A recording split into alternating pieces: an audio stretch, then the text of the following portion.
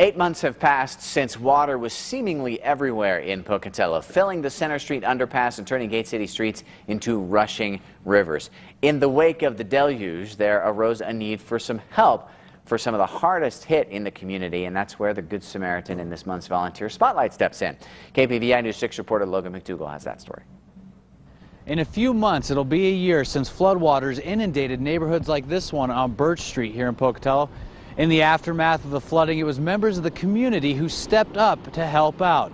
But it takes someone to connect those in need to those that are willing to lend a hand. I love to connect people.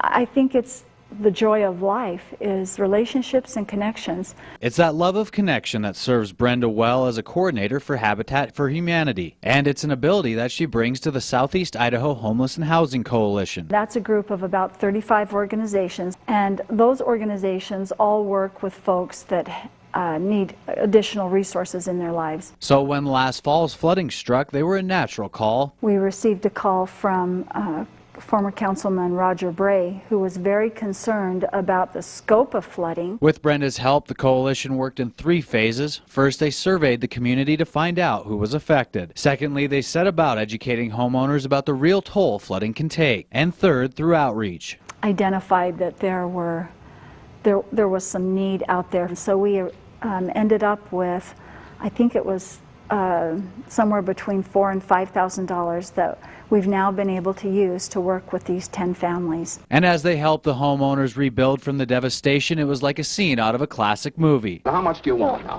I can get along with 20, all right. $20.